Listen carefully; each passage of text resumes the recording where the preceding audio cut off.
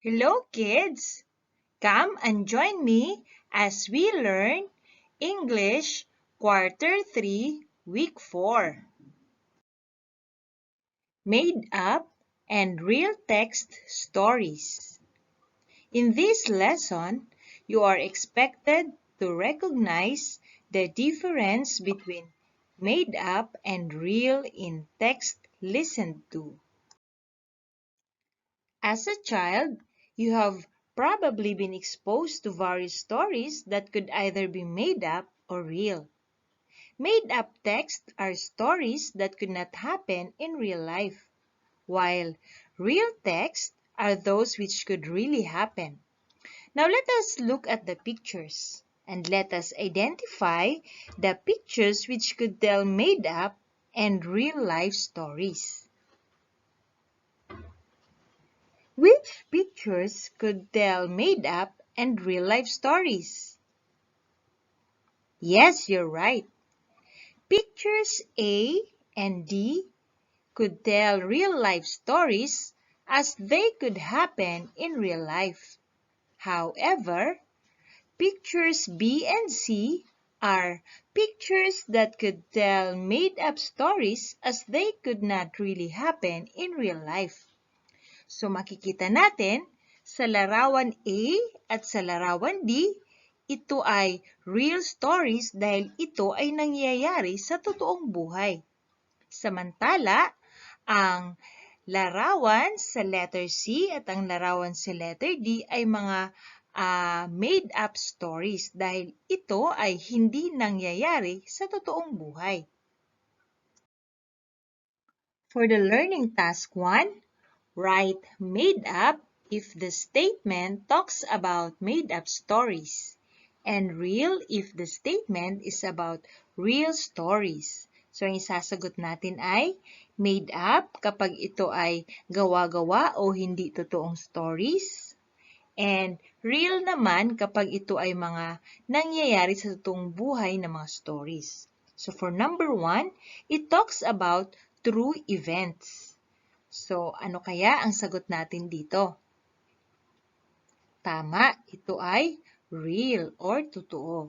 And for number 2, this is for amusement or entertainment purposes only.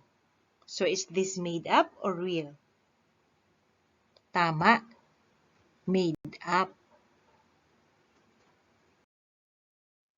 For number 3, it talks about facts. Is this made up or real? Tama, real. For number 4, this story never happened at all. Hindi ito nangyayari sa totoong buhay. So is this made up or real? Tama, it is made up. For number 5, it is also called as fiction. So ito ba ay made up or real? Tama, ito ay made up. Ano nga ba ang pagkakaiba ng made up and real stories? Made-up stories, also known as fictions, are texts that cannot happen in real life. They are considered to have never happened at all. They are written for amusement or entertainment purposes only. So, ang made-up stories, ito din ay tinatawag na fictions. Ito yung mga stories na hindi naman nangyayari sa totoong buhay. Ito lamang ay ginawa para matuwa ang nagbabasa or ma-entertain ang mga nagbabasa. Examples, the fairy granted her wish. So, ang fairy daw ay tinupad ang kanyang pangarap. So, ito naman ay hindi nangyayari sa totoong buhay. Sa panghalimbawa, the genie helped him achieve his dreams. So, tinulungan siya ng genie na makamit ang kanyang mga pangarap sa buhay. So, ito naman ay hindi nangyayari sa totoong buhay. Kaya tawag sa kanila made-up stories. Meanwhile, real stories are texts that happen or may happen in real life. They present facts and talk about true events. So ang real stories naman ay totoong nangyayari sa buhay. Merong mga basihan o mga totoong mga pangyayari. Halimbawa na lang, Jose Rizal is a Filipino hero and Hermano Pule is a local hero. For the learning task 2, group the words inside the box as to made up or real. Do this in your notebook. So, igugrupo natin ang mga salita kung ito ba ay made up or real. Monster, ito ba ay made up or real? Tama, ito ay made up. Next is moon. Ito ba ay made up or real? Tama, ito ay real. Next naman ay fairy. Ito ba ay made up or real? Tama, ito ay made up. Next is school. Tama, ito ay real. Earth. Tama, ito ay real. And last, Mickey Mouse, ito ay tama, made up.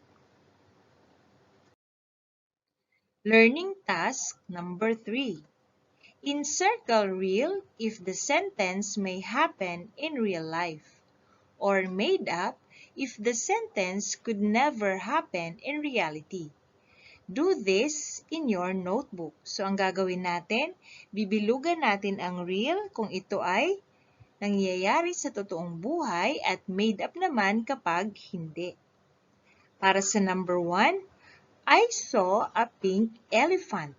Nakakita siya ng pink na elephant. So, is this real or made up? Tama, ito ay made up. Number 2, an eagle can fly. Ang agila ay nakakalipad. Is this real or made up? Tama, ito ay real.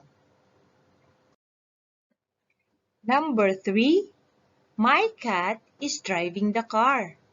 Ang kanyang pusa ay nagmamaneho ng kotse. Ito ba ay real or made up? Tama, ito ay made up. Number 4, the mouse answered my quiz. Ang kanilang daga ang nagsasagot sa kanyang mga quiz. Ito ba ay real or made up? Tama, ito ay made up. And for the last number, the doctor treated the patient. Ginamot ng doktor ang kanyang pasyente. Ito ba ay real or made up? Tama, ito ay real. Learning task number 4. Write R if the statement may happen in real life and M if the statement is made up. So R kapag ito ay nangyayari sa totoong buhay at M naman kapag hindi. Number 1, I want to buy wings and fly high up in the sky. Ano kaya ang sagot? Tama, ito ay M. Number 2, there are different plant species in the forest. So ito ba ay R o M? Tama, ito ay R. Number 3, cows give milk. Ito ba ay R or M? Tama, ito ay R. Number 4, Batman saved the world. Ito ba ay R o M? Tama, ito ay M. Number 5, Christmas is celebrated every December 25th. Ito ba ay R or M? Tama, ito ay R. At para sa ating assimilation, in your notebook, complete the paragraph below by selecting your answers from the given choices. So ito yung ating mga pagpipilian. Real, made up, and stories. Blank may be categorized into real and made up. Ano kaya ang sagot? Tama, ito ay stories. Blank stories are those that have happened and may happen in real life. Ano kaya ito? Tama, ito ay real. Blank stories are those that are fictional. They cannot happen in real life. Ang sagot ay made up. So basahin natin ito ng buo. Stories may be categorized into real and made up. Real stories are those that have happened and may happen in real life. Meanwhile, made-up stories are those that are fictional and they cannot happen in real life. Hanggang sa muli mga bata,